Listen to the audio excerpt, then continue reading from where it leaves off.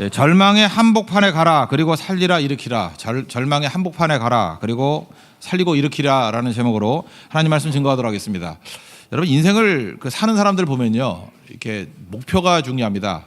목적이 중요하고, 그래서 리고레 목사님의 그 목적이 이끄는 삶, 그런 책도 굉장히 우리에게 은혜를 끼치지 않습니까?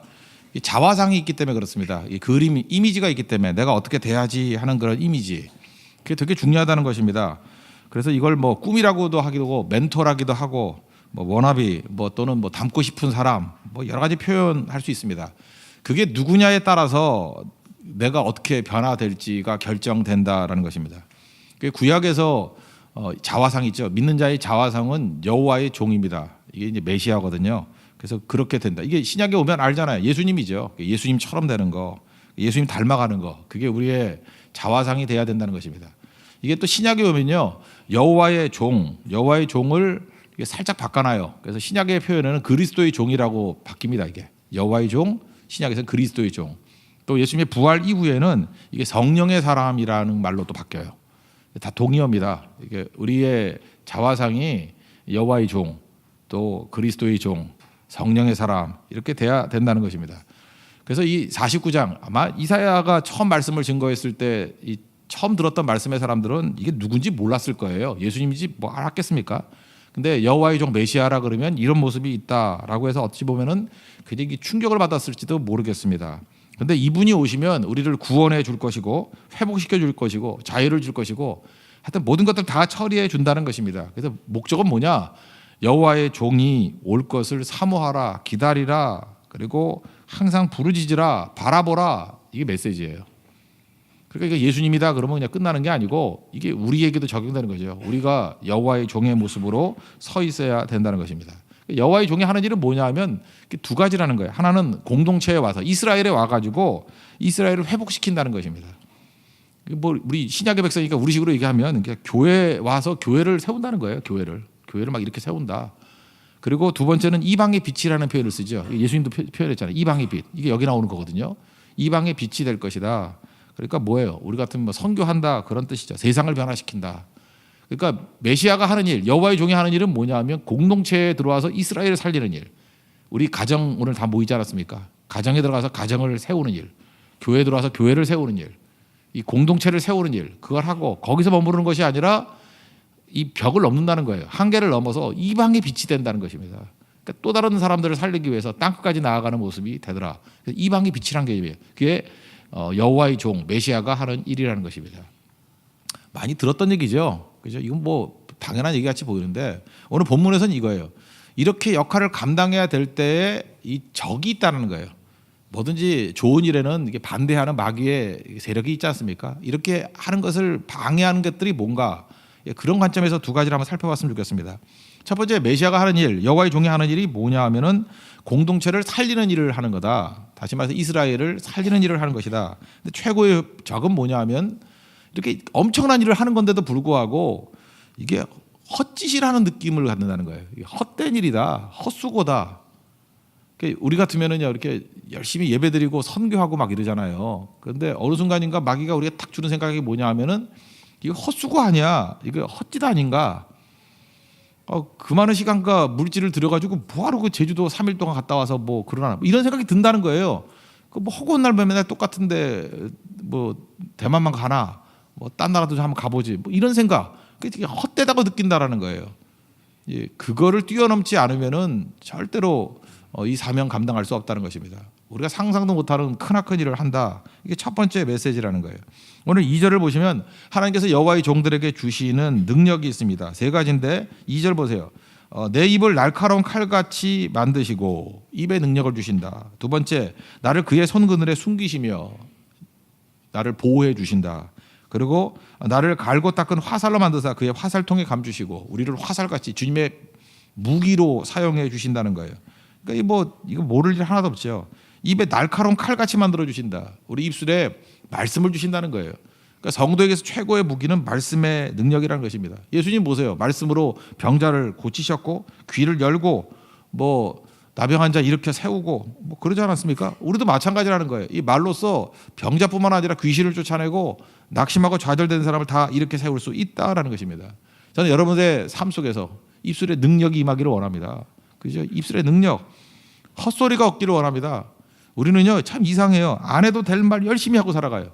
안 해도 될 말은요 안 해야 돼요. 그냥 뭐 마지막에 이게 가다가 마음이 속상하니까 이 말만 하고 갈게.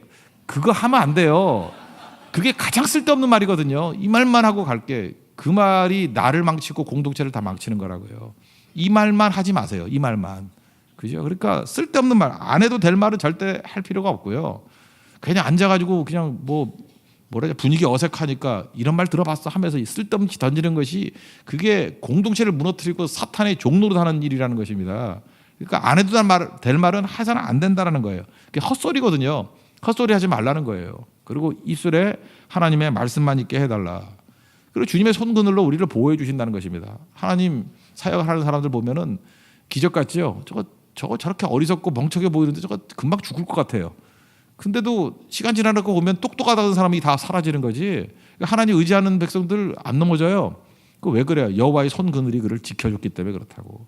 여호와의 지켜주심이 있고 또 하나는 중요한 게 무엇입니까? 그 화살로 사용하신다는 거예요. 화살통에 있는 화살. 우리가 하나님의 비밀 병기입니다.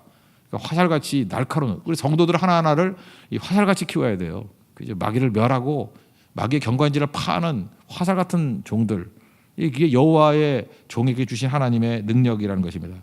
그래서 3절을 보니까 너는 나의 종이요 내 영광을 내 속에 나타낼 것이라. 그러니까 참된 종과 거짓 종의 차이점이 뭐냐 하면 참된 종은 겉으로 볼 때는 뭐 강하든 약하든 잘 모르겠는데 거기서 하나님의 영광이 드러나요. 예배 드릴 때 영광이 임하게 되고 사역을 할 때 영광이 드러나고 와 이게 영광이 드러나는 거 보니까 이건 여호와의 종이다. 이렇게 판단하는 거예요. 근데 그럴듯해 보이는데 뭘 해보면은 영광이 드러나질 않아요. 그냥 자기 자신의 수치, 더러움, 뭐 교만 이런 것만 드러나고 그 참 무서운 얘기죠. 여호와의 종은 하나님의 영광이 드러난다니까요.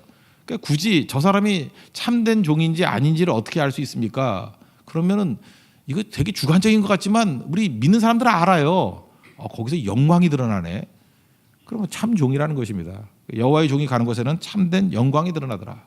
우리의 사역과 우리의 삶 속에서 하나님의 영광이 드러나는 은혜가 있기를 원합니다. 그럼 이것만 해도 굉장한 일을 하는 거 아니에요? 막 영광이 드러나고 막 살려내고 어마어마한 일을 하는데 이 최고의 적이 뭐냐 하면 이런 엄청난 일을 하는데도 불구하고 자기 자신은 이게 헛짓이라고 생각한다는 거예요. 이거 뭐 하는 짓이야? 이거 의미가 있나? 이렇게 생각한다는 거예요.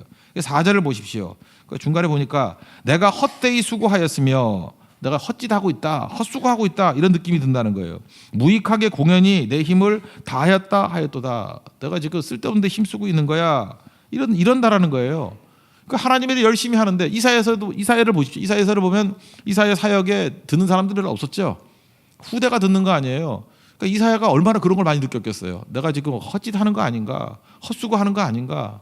내가 뭐 때문에 이거 힘들게 66장이나 기록하나 읽는 사람도 없는데 우리가 이렇게 특별새벽 기도에 본문이 될지 알았겠냐고요. 그죠? 이거 그 당시에는 아무도 안 들었다고 그냥 배척하고 막 그랬거든요. 그런데 이게 얼마나 어마어마한 능력이지. 구약의 복음서라 그러잖아요. 이 이사야서를 통해서 어마어마하게 쓰임 받았잖아요. 근데 당시에 사역을 했던 이사야는 그렇게 안 느꼈을 수도 있다고요. 이게 헛수고 아닌가, 헛짓 아닌가, 실패같이 보이고 헛짓같이 보이고 괜히 한다 이런 생각이 들고 알아주는 사람 하나도 없다는 거예요. 그러므로 중요한 게 뭐냐? 하나님의 일을 할 때 느낌으로 하는 사람만큼 약한 게 없어요. 맨날 감정으로 일하는 사람이 정말 힘든 거예요. 감정이 좋을 때는 하나님이 도와주시는 것 같고 감정적으로 눌려 있으면 안 되는 것 같고 그러니까 그 감정을 십자가에 못 박아야 된다니까요. 느낌 갖고 일하는 사람이 있죠. 느낌이 좋아, 뭐 느낌이 안 좋아. 그러면 그 사람이 느낌이 좋을 게 뭐 10번에 한 번이나 되겠어요. 이제 그런 사람에게 절대로 중직을 맡기면 안 되겠죠. 느낌 갖고 일하는 사람은. 느낌이 나빠도 일해야 되는 거고요. 그죠? 감정적으로 뭐 상태가 안 좋아도 해야 되고요. 만약에 제가 느낌이 좋을 때만 설교한다 그러면 여러분들 오늘은 느낌이 안 좋으니까 집에 가시죠. 예. 그러면 얼마나 힘들겠어요. 그죠? 느낌이 안 좋네요. 그 느낌이 좋으면 여러분들 출근도 못하게 막 2시간씩 붙잡아 놓고 그러면 힘들어지겠죠. 느낌하고는 관계없는 거예요. 느낌이 좋을 때는 쉽게 할 수 있겠죠. 느낌이 나쁘더라도 이게 하나님께서 하신 일이라 그러면 저 열매 거둘 때 보면요. 제 느낌이 안 좋았을 때 오히려 부흥이 일어날 때가 더 많았어요. 내가 이거 감정적으로 눌려 있구나. 그럴 때 순종했을 때 오히려 더 능력이 나타나는 거지. 내 상태 좋다고 하나님이 일하시는 게 아니라는 것입니다. 여호와의 종의 최고의 장애가 뭐냐? 하나님께 능력 다 주시고 일하라 그랬는데 느낌으로 일하고 감정을 일하고, 그러니까 그게 자아거든요. 자아. 내가 중심 아니에요. 이게 최고의 장애가 된다라는 것입니다. 저는 이번에도 이영기 선교사님이나 이런 분 뵈면서 느꼈던 게 그거예요. 이게 대화 나눌 때마다 인사이트도 있고 참 준비도 많이 하셨고 성품도 좋고, 근데 제가 이제 친구한테 들어서 알거든요. 캄팔라라는 곳이 수도인데 우리 그런 거 있잖아요. 그러니까 나이로비라든지 뭐 남아프리카 공화국 이런 거 생각해서 아프리카지만 뭐 고층 건물도 있고 자동차도 멋지고 뭐 그런 데를 생각한다고요. 근데 유튜브 같은 데 가서 한번 캄팔라 쳐보세요. 그 수도인데도 불구하고 우리나라 뭐 읍내 정도도 안 돼요. 그죠? 뭐 자동차만 시끄럽게 가고, 근데 거기서 6시간을 또 차를 타고 가야 된대요. 에어컨도 안 단 차. 잠깐만 이렇게 하면 김재호가 안 갈 것 같은데, 하여튼 그렇대요. 그 구석에 정말 너무너무 힘들대요. 가는 것도 그죠? 한번 트랜스파이어 가지고 아디스 아바바에서 내려야 된대요. 그죠? 거기서 또 다시 타고 가든지 뭐 나이로비에서 가든지, 그러니까 몇 번 타는 거예요. 3번 타고 비행기 타고 비행기 3번에 그 다음에 또 차 6시간 타고 들어가고, 거기 그런 데서 위협 속에서 사역을 하시잖아요. 그때마다 우리 느끼는 게 뭐냐면 저렇게 많이 준비된 사람이 왜 저런 데서, 솔직한 얘기로 썩나 이런 표현을 쓸 수 있죠. 저런 데 왜 썩나. 그런 게 지속이 되다 보면 느끼는 게 뭐겠어요. 이게 헛짓같이 보인다고. 헛된 일이지. 저거 해봤자 뭔 소용이 있어. 근데 그렇지 않다라는 거예요. 그게 어마어마한 일을 이루게 되는 거죠. 뭐 우리나라에 왔던 선교사님들, 우리 한국에 무슨 소망이 있었겠어요? 언더우드의 기도 같은 거 보세요. 헛짓같이 보이잖아요. 이게 뭐 소망이 있나, 이게 쓸데없는 짓 같이 보인다. 아니죠. 그게 하나님께서 그걸 사용하셔서 이런 엄청난 일을 이루지 않습니까? 그러니까 우리가 하는 작은 일들, 이 나비 효과라는 것만 해도 그렇잖아요. 이 뭐 브라질에서 날개짓 한 게 뭐 그 뉴욕에서는 토네이도가 온다면서요. 우리가 그 기상학자도 그런 소리 하는데, 하나님의 역사가 있는 일들을 할 때 이거보다 더 큰 일이 있지 않겠습니까? 이렇게 헛짓이 아니라는 걸 보여주는 게 뭐냐면 너희들에게 사람들이 몰려든다는 거예요. 그게 5절의 약속이거든요. 중간부터 보세요. 야곱을 그에게로 돌아오게 하시는 이시니 이스라엘이 그에게로 모이는도다. 하나님께서 이렇게 여호와의 종이 사역을 하면 헛짓이다 이런 거를 뛰어넘어서 사역을 하면은 이스라엘이 그에게로 모여든대요. 모여들고 일으켜 세워준다는 것입니다. 그러니까 교회가 할 일이 뭐냐면, 교회가 여호와의 종의 역할을 잘 감당하고 있으면요, 이 모여들게 된다는 것입니다. 그리고 이렇게 세운다라는 거예요. 이게 여호와의 종이 할 일이라는 것입니다. 우리 가정도 뭐 이렇게 힘들어진 가정들 많이 있지 않습니까? 뭐 아내 따로 남편 따로 부모 따로 자식 따로 반목하고, 이 끝나는 게 아니에요. 여호와의 종이 역할을 감당하게 되면요, 다 모이게 된다는 것입니다. 일어서게 된다는 거예요. 그래서 아까도 여호와의 종이 화살 같은 존재라 그랬잖아요. 마귀의 경관지를 파하고 그 다음에 하나님 백성들로 하여금 이렇게 모여서 일어서게 만드는 일을 한다니까요. 그러니까 어마어마한 일이죠. 그래서 성도는 전쟁의 한복판에 들어가야 돼요. 전쟁 벌이는 곳에, 거기서 화평을 이루고요, 거기 사람들을 건져내는 겁니다. 그 다음에 또 분열의 자리에 들어가야 돼요. 분열이 있는 곳에 아이고 저거 왜 적골이야, 그런 게 아니고 여호와의 종이 들어가면요, 분열된 곳에 하나됨을 이루게 만드는 거예요. 그래서 우리는 사명자라고요. 그래서 거기 들어가는 거예요.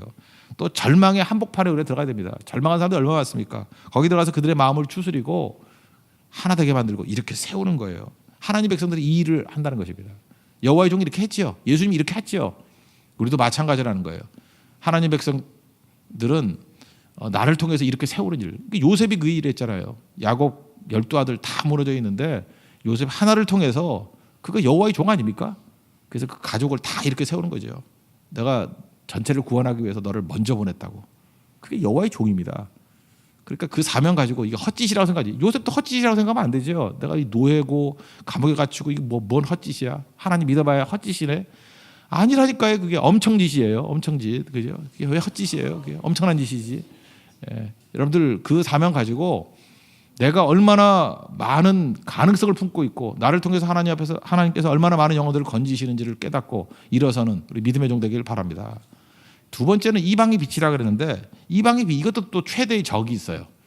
이게 이스라엘 백성들이 회복시키는 데서 내가 헛된 짓 한다라는 게 장애가 되듯이 이방의 빛이 된다는 건 뭐냐 하면은, 그 최대 적이 뭐냐 하면은 벽 안에 갇히는 거예요. 그리고 한계 안에 갇히는 거예요. 뭐 여기도 좋은데 뭐하러 가나 이런 거. 조금 전에도 우리 찬양할 때 뭐 아프리카를 위해서 기도하고 뭐 우간다를 위해서 했는데 아니 지금 하던 것도 많은데 뭘 또 이제 큰일 났네. 이제 교회 옮겨야겠네. 지금 또 아프리카 또 얘기하니까 또 이제 지금 네팔까지도 가기가 힘든데 아프리카 그냥 이게 벌써 이렇게 압박이 오는 분들도 있죠. 이거 어떡할 말이냐, 집 팔란 말이냐, 뭐 이런 생각들. 근데 하나님께서 집 팔 거예요. 분명히 더 좋은 집 주시려고. 그런 거지 같은 집에 살지 않게 하실 거예요. 그냥 더 큰 집. 그 하나님께서 그 스케일을 바꿔주시는 거라고, 스케일을. 그래서 교회 스케일과 같이 가는 거예요. 이방의 빛이 되게 만드셨다. 이스라엘이 자기 안에 이렇게 갇히려는 성향이 있잖아요. 근데 갇히지 않고 더 큰 일을 한다는 거예요. 우리는 그러죠. 지금 당장 내 눈앞에 보이니까 우리 공동체가 일어나기를 원합니다. 가정이 일어나기를 원합니다. 교회가 일어나기를 원합니다. 근데 그 정도가 아니라는 거죠. 여기 6절을 보시면요. 중간부터 보세요. 그 이스라엘 중에 보존된 자를 돌아오게 할 것은 하나님께서 뭐라 그랬어요? 매우 쉬운 일이라. 하나님께서 그냥 재밌게 표현한 거예요. 야, 너희들 공동체 이스라엘 일으키는 거 그거는 매우 쉬운 일이다. 그런 거 가지고 뭐 감격하고 그거 갖고 간증하고 이러지 말라는 거예요. 그게 매우 쉬운 일이라. 그 다음에 너희들이 메인 사명이 있는데 그게 바로 뭐냐? 너를 이방의 빛으로 삼아 나의 구원을 베풀어서 땅 끝까지 이르게 하리라. 여러분 믿습니까? 이게 하나님의 사명이라는 거예요. 그죠? 이방의 빛이 되게 해서 땅까지 영향을 다 미치게 한다는 것입니다. 근데 이게 진짜 사명인데 이 사명을 이게 안 되는 거예요. 왜냐하면 우리가 이스라엘을 이렇게 세운다 그러면 우리가 보통 얘기할 때 이제 축복받은 거거든요. 축복받으면은 거기서 나가 떨어지는 거예요. 이 많은 인간들이. 그죠? 이 정도면 됐지. 뭐래 하기는. 그래서 이방의 빛이 되질 못해요. 그러니까 이게 벽에 갇혀버리는 거예요. 한계를 뛰어넘지 못하는 거예요. 그러니까 우리 민족 같으면 민족주의에 가라앉게. 우리 민족, 한민족이라는 게 뭘 존재합니까? 그런 게 어디 있어요? 그죠? 피 다 섞였지. 여러분 얼굴을 봐요. 근데 조상 알아요. 머리가 꼬불꼬불한데 어떻게 이게 한민족이야? 그 아프리카에서 이렇게 인도로 왔다가 인도에서 중국으로 노예로 끌려왔다가 거기서 사신 묻어가지고 온 거지 고려시대 때. 다 보면 알죠, 그죠? 이상한 성이 있는 사람이 있죠. 뭐 말 안 할게요. 그거 분명히 그거 어디서 딴 데서 온 사람들이에요, 그죠?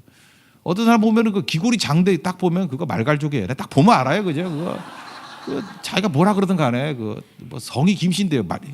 제일 흔한 게 김씨예요. 아무나 하면 김씨 주고 막 그랬어요. 그거 어떻게 알아요? 그거를 다 모르는 일이라고, 그죠? 그런데 무슨 민족주의에 사로잡힌다는 것만큼 한심한 게 없다고. 이게 뛰어넘어서야죠. 이방이 빛이 돼야 되는 건데 우리 더 넓어야 되거든요. 이 좁은 곳에 있으면 안 된다고요. 이 100년 전에 그죠? 선교사들이 왔을 때 이해관계 갖고 왔어요. 벽을 넘어서 온 거지. C.T. 스터드라는 사람은요, 그 케임브리지에서 되게 잘 나가는 7인이었어요. 그 뭐라 그러지? 똑똑한 애들 7명. 얼마나 잘 나가는 애들이었는데요. 크리켓, 그 뭐라 그러죠? 공부도 잘하고 운동도 잘하는 그런 애들, 뭐 최고였거든요.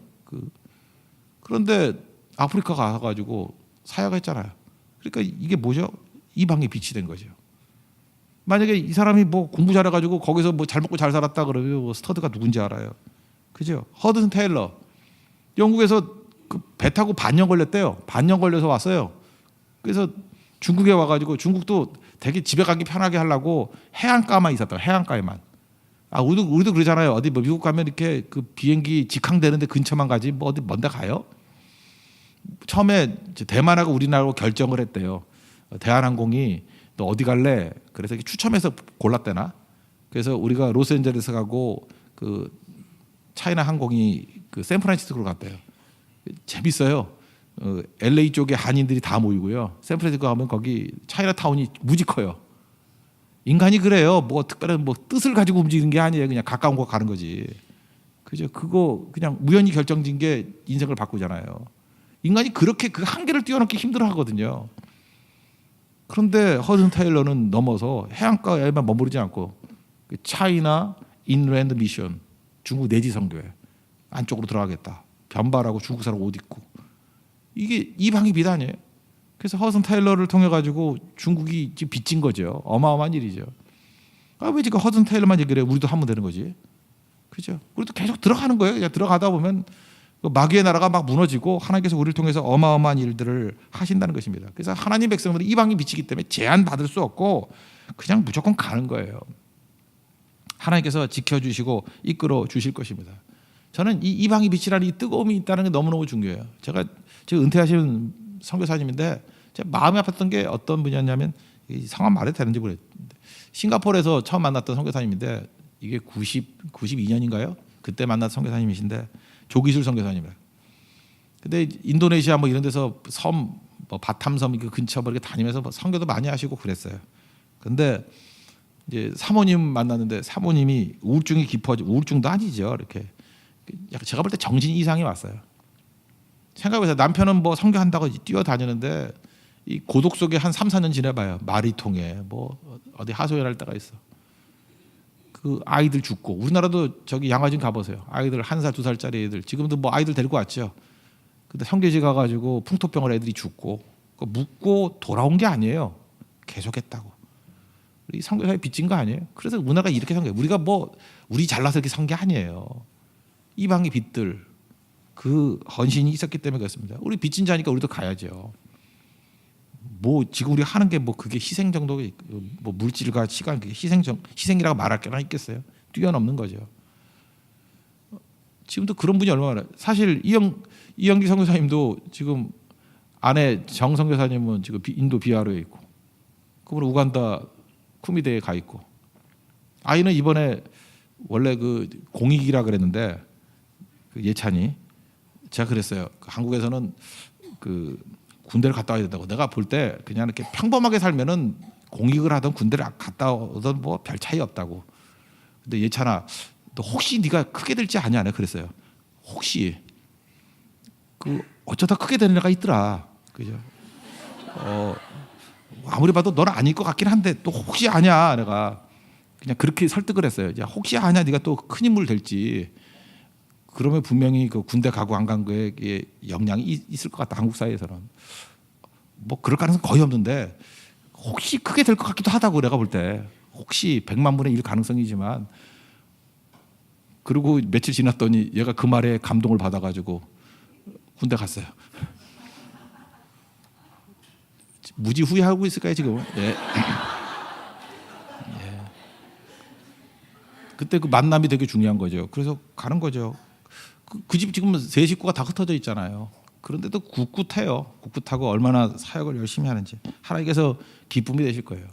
그 지금은 아픔이고 어려움 같이 보이죠. 그 하늘나라의 상급이 얼마나 크겠으며 제가 볼 때 그 가문이 됩니다. 그 가문 속에서 허슨 테일러 가문이 지금 다 모이면요. 지난번에 제가 허슨 테일러 4세인가 한번 제가 한 10몇 년 전에 한번 모시려고 그랬더니 되게 콧대 높더라고. 허슨 테일러 4대 손이래. 기분 되게 나빴어. 그죠? 집안이 너무너무 잘 된 거예요. 그냥 집안이 막 융성해지고 가는 곳마다 뭐 거의 VIP 대우 받고 이유는 딱 하나예요. 이름도 그래서 허슨 테일러가 지었어. 이름도 4세. 역전이 일어나는 거예요. 역전이. 하나님 갚아주시는 거죠. 그래서 오늘 7절 보세요. 거기 그렇게 나오잖아요. 너희들이 여호와께서 사람에게 멸시를 당하는 자, 백성에게 미움을 받는 자, 관원들에게 종이 된 자에게 이같이 이르시되 역전이 벌어진다는 거예요. 왕들이 보고 일어선대요. 고관들이 경배하리니 이는 이스라엘의 거룩하시니 신실하신 여호와 그가 너를 택하였음이니라. 이 말씀 보고 뭐 느끼는 게 없어요. 다 뒤바뀌어 버린다는 것입니다. 로마에 가면요, 바울이 순교당한 자리가 있어. 그 해안가 쪽인데 목 쳤발했다 그러죠. 근데 한번 생각을 해보세요. 목을 친 사람 기억하는 사람 있어요? 그때 목을 쳤을 때 목이 떨어져가 땡그락하고 머리가 굴렀을 거라고. 그때 야 저거 예수 믿더니만 충성 다하더니만 저 꼴이 뭐야. 그런데 바울의 목을 친 사람은 아무도 기억 못하는데 그죠? 바울이 죽었던 그 인격과 그 사역과 그 자리가 바울로 기억돼요. 바울로. 죽인 사람이 주인공이 아니에요. 죽었던 그 사람이 주인공이 된다고. 다 바뀌잖아요. 저는 여러분들의 인생이 그냥 무엇을 먹을까, 무엇을 마실까, 무엇을 입을까 거기에만 관심 두는 인생이 되지 않기를 원합니다. 영원한 가치를 붙들고 살아가는 우리 하나님의 거룩한 종 되기를 축원합니다. 예. 자리에서 일어나겠습니다. 우리 함께 기도해. 우리 찬양했습니다. 우리 함께 기도해. 하늘 문이 열리고 우리 함께 기도해. 오늘 제가 직장에 안 가는 거 알기 때문에 오래 한 거예요. 아시죠? 예. 혹시 직장 가지 마세요. 잊어버리고 학교 가지 마시고. 예. 우리 함께 기도해.